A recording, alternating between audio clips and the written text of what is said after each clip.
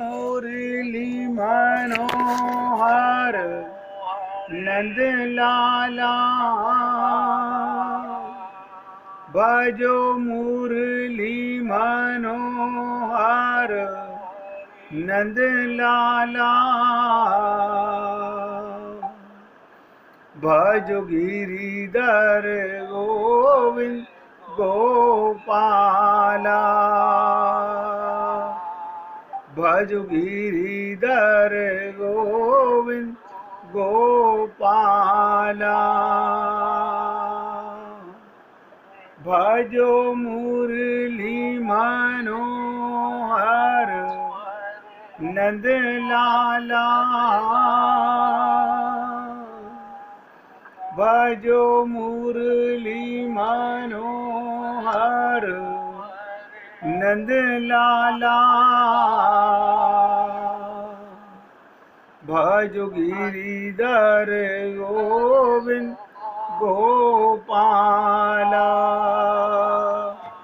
भजो गिरिधर गोविंद गोपाला,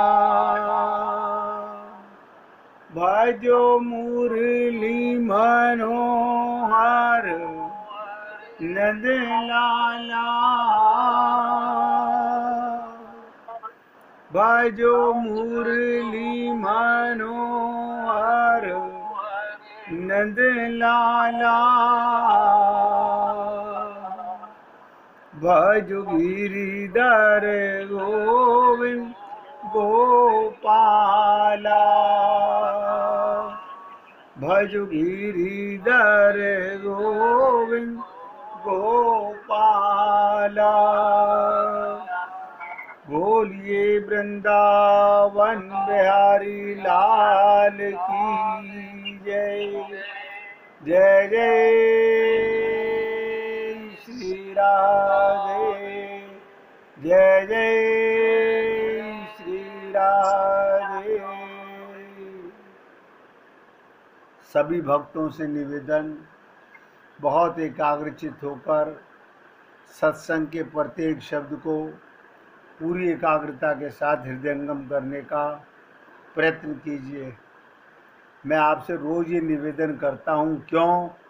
आप चाहते हो कि हम सब कुछ जान जाएं, समझ जाएं, लेकिन ये मन एक है। सत्संग सुनते सुनते न जाने कहाँ भटक जाता है। उसमें आपको लगता होगा कि मैंने सुना, कुछ नहीं सुना होता। जब तक मन कान के साथ पूरी तरह से लगा हुआ नहीं है। इसलिए निवेदन करता हूँ कि अपनी आंखें बंद कर लिया कीजिए, ताकि कम से कम बाहरी दुनिया से कट ऑफ हो जाए। लेकिन मुझे नहीं पता कौन भक्त कितना दृढ़ होकर के आंखें बंद कर पाता है, नहीं कर पाता है। मैं तो निवेदन करता हूँ, करेंगे सबको लाभ होगा। कल मैंने आपसे एक अपूर्व सूत्र के ऊपर चर्चा की थी। अगर तुम निश्चिंत होना चाहते हो, आप कहोगे सब होना चाहते हैं निश्चिंत। निश्चिंत का मतलब चिंता दीन दयाल को, मोहमन सदा आनंद, ये है निश्चिंतता। तो छोटा सा काम बस, और देखो सब कर सकते हो, बहुत छोटा सा काम है, जरा सी तरकीब है, जरा सी कला है। और वो कला क्या है? अपने को हटा लो और परमात्मा को करने दो जो कराए। लेकिन आप और हम लोग आज तक ये कार्य नहीं कर सके।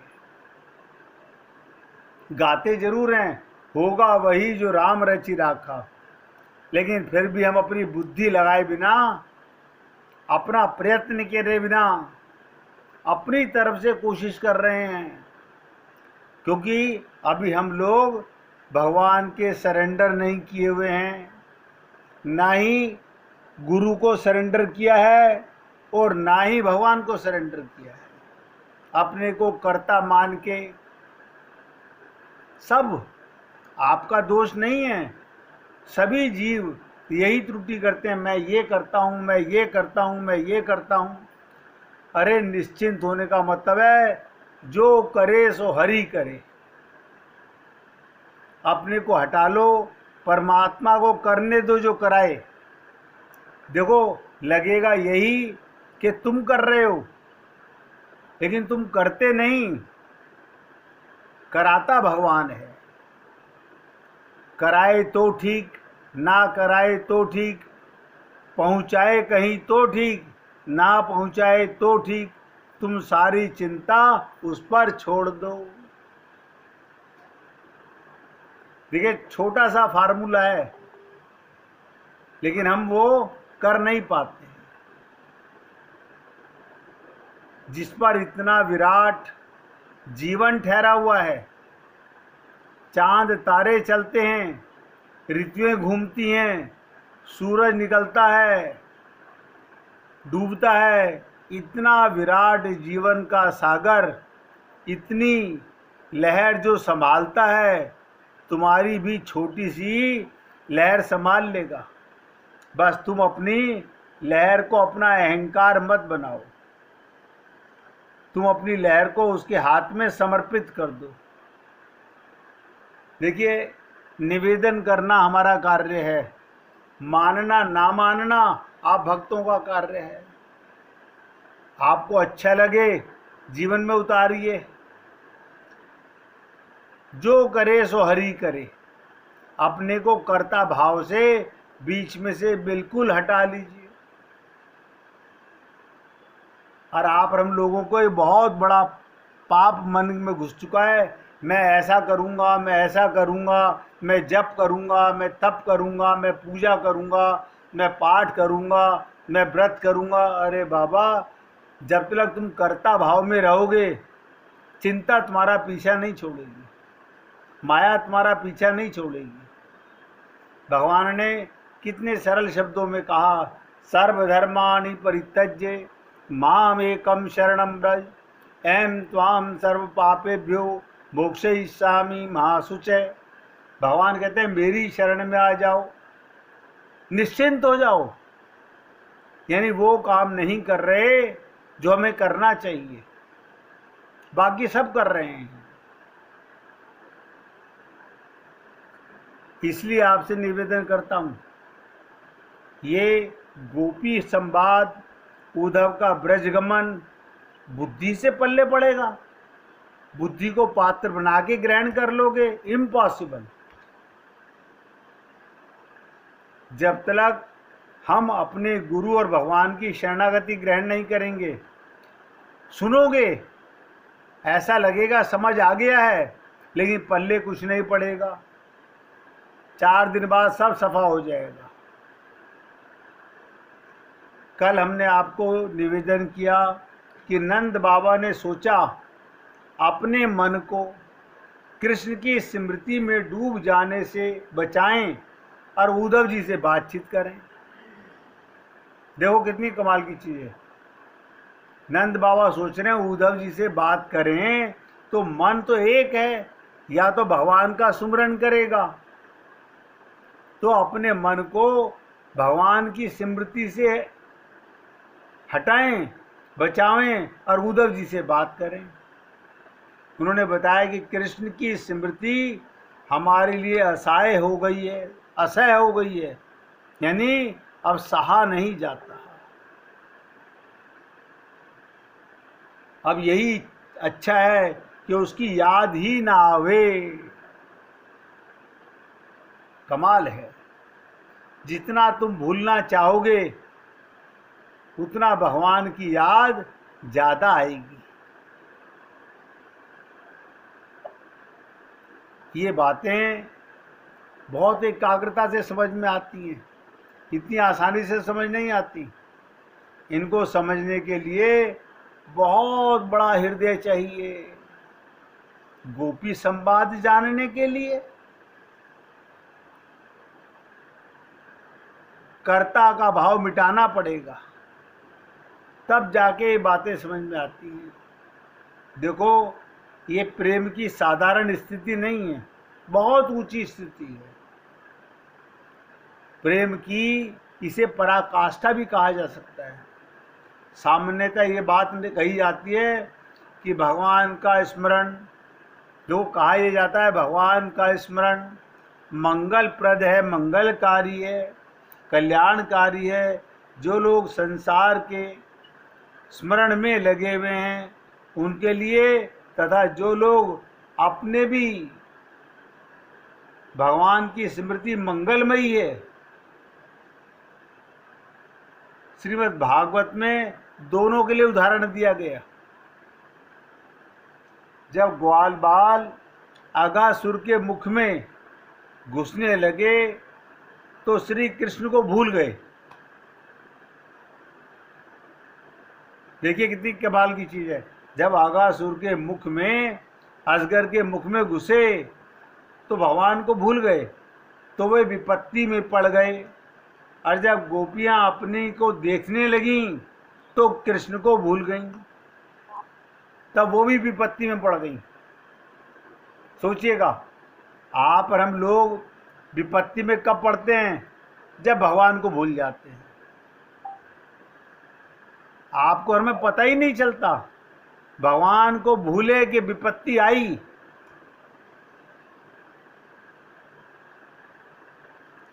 दोनों का उदाहरण बताया, ग्वाल बाल कैसे विपत्ति में पड़े और गोपियां कैसे विपत्ति में पड़ी। यशोदा मैया आए गए लोगों को देखने लगी, पूतना को देखने लगी, तो वो भी विपत्ति में पड़ गई। क्या मतलब? आपका ध्यान भगवान से हटा कि विपत्ति आई। नोट कर लो, कसौटी दे रहा हूं। संसार का सब काम इंद्रियों से करो और भगवान का सुमिरन होता रहे।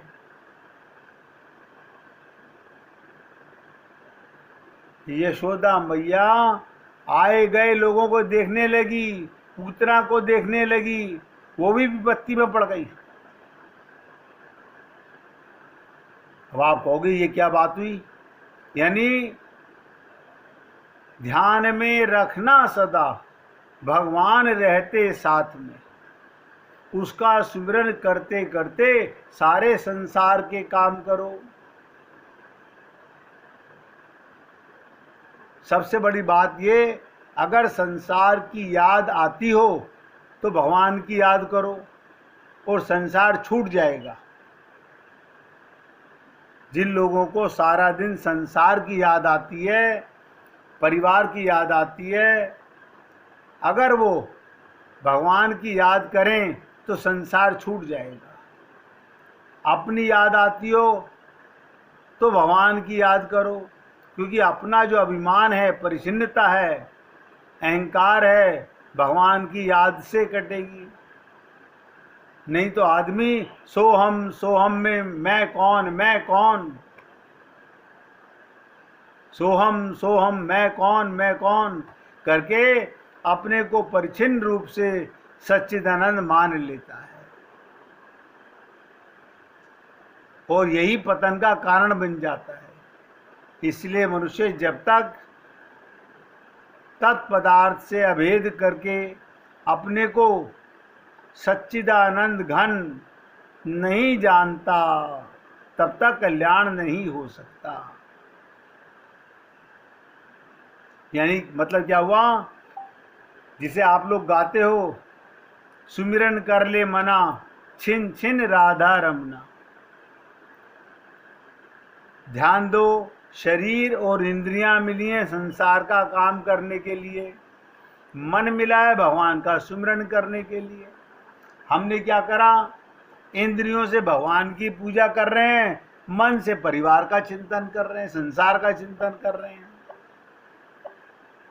अब ये छोटा मोटा भाव नहीं है, ये छोटा मोटा पाप नहीं है हम लोगों का, बहुत बड़ा पाप है। आप और हम लोग इन बातों को समझ नहीं पा रहे हैं अभी। ऐसा नहीं कि समझना नहीं चाहते हैं, आप अपना कल्याण करना नहीं चाहते हैं, मैं ऐसा नहीं कहता हूं, मगर कर नहीं पा रहे हैं। क्यों? हम अपने को कर्ता मान के कर्म करते रहते हैं। इसलिए मनुष्य जब तक तत्पदार्थ अभेद करके अपने को सच्चिदानंद ब्रह्म नहीं जानता, तब तक कल्याण नहीं हो सकता। क्या मतलब? अहमता के साथ, अहमता अपनी ओर देखना, इसमें आत्मतुष्टि का अनुभव करता ही एक विघ्न है। हम आत्मतुष्टि करना चाहते हैं, अपने अंदर अहंकार जरूर रखते हैं, मैं ये पूजा करता हूँ, मैं पाठ करता हूँ, मैं ये करता हूँ। कर्ता भाव ही नहीं रखना, जो करे सो हरि करे। ये बिना भगवत दर्शन के मिटने वाला नहीं। तो नंद बाबा की स्थिति ये कि उनके मन में अपने आप स्मृति की सरिता बह रही है। देखो, याद करना नहीं, याद होना, याद आना, ये स्मृति है। लेकिन आप और हम लोग कोशिश करते हैं, कोशिश नहीं करनी, अपना जीवन भगवान में बनाना है। हर पल भगवान की याद। नंद बाबा की स्थिति, यशोदा मैया की स्थिति, उनके मन में अपने आप स्मृति। देखो कितनी कमाल की चीज है।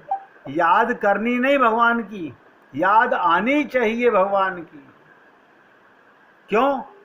क्योंकि भगवान से हमारा सदा का संबंध है। अगर ये कसौटी आप समझ लें तो समझ लीजिएगा कल्याण का मार्ग आपका खुल गया है। अब आपके कल्याण को कोई नहीं रोक सकता।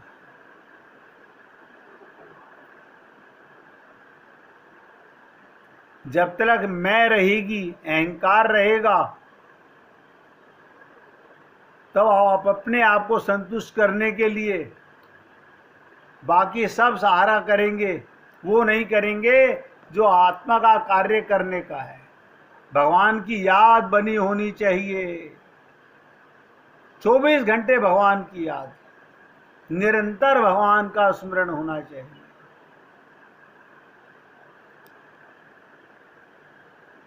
आप और हम लोग ऐसा समझते हैं कि हम बहुत बड़ा पुण्य कर रहे हैं। अपनी दृष्टि में तो हम पूजा अर्चना उपासना ये जो करते हैं, मंदिरों में जाते हैं, हर व्यक्ति कहेगा मैं बड़ा पुण्य का काम कर रहा हूं। लेकिन पुण्य हो नहीं रहा, क्योंकि शरीर और इंद्रियों की पूजा, शरीर और इंद्रियों का प्रेम भगवान नोट नहीं करते।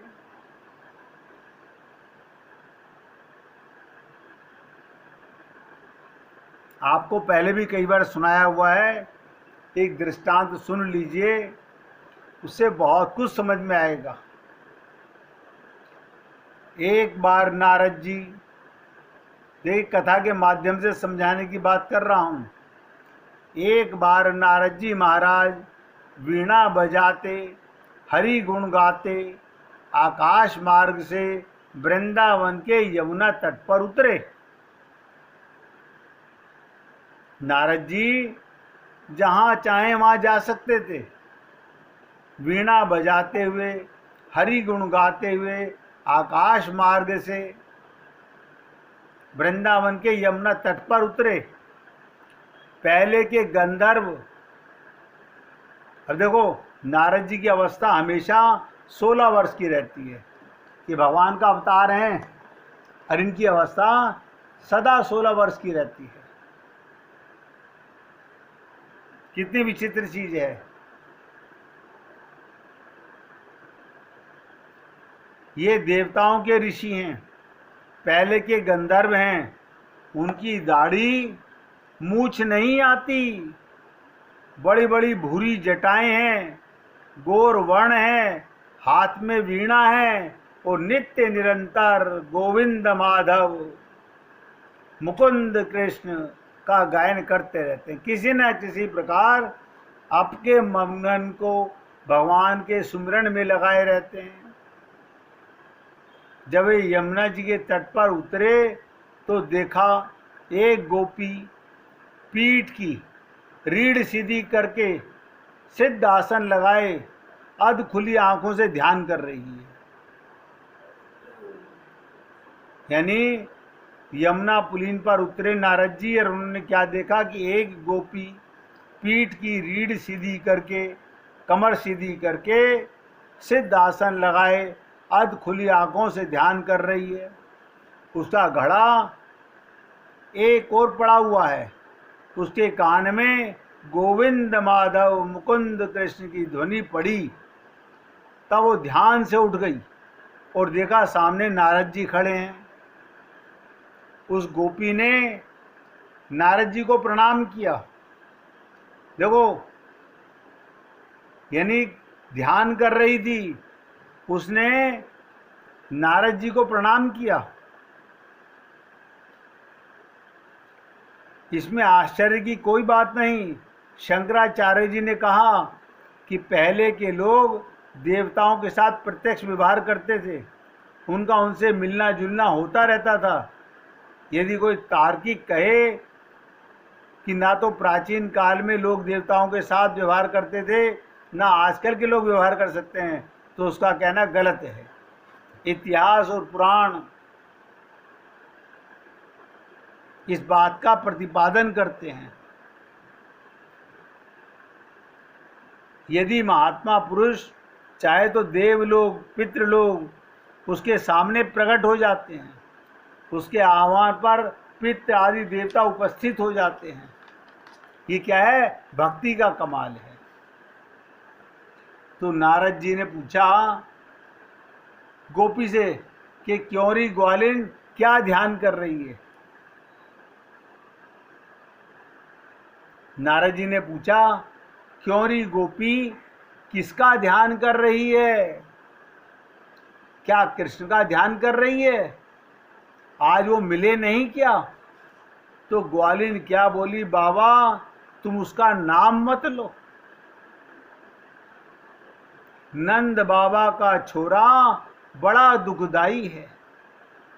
उसकी टेढ़ी टेढ़ी आंखें, उसके टेढ़े टेढ़े बाल, उसका टेढ़ी उसकी ठोड़ी, टेढ़ा उसका गला, उसकी टेढ़ी कमर, उसके टेढ़े पांव, उसकी टेढ़ी चाल और टेढ़ी बोलना, उसकी हर चीज टेढ़ी है।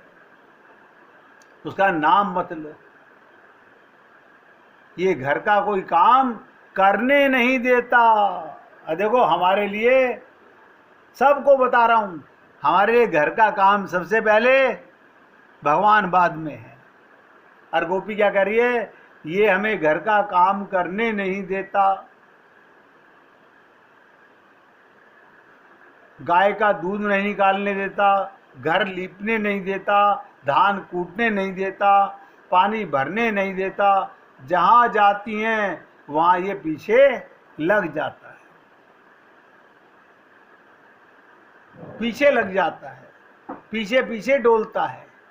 नारद जी ने तनिक आश्चर्य से कहा, अरे गोपी, तुम हजारों नंद नंदन एक, देखो तुम तो बड़ी तादाद में हजारों हो, और नंद नंदन तो कन्हैया तो एक है।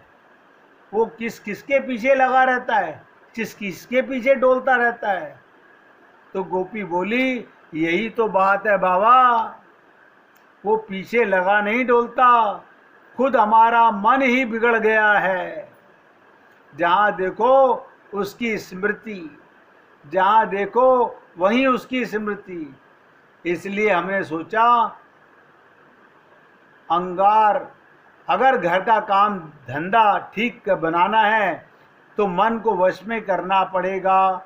बिगड़े हुए मन से घर का कोई काम नहीं चल सकता। ये सोचकर हम पतंजलि मुनि के शरण ग्रहण की और उनके बताए पथ पर चलकर एक आसन पर प्राणायाम करके अपने मन को बस में कर रही हैं और कहती हैं कि मन, तू कृष्ण को बाहर निकाल दे, मन तू कृष्ण को बाहर निकाल दे। बताइएगा, ये गोपियों की दशा है। और आपकी और हमारी क्या दशा है? हमें भूले भटके भी भगवान की याद नहीं आती।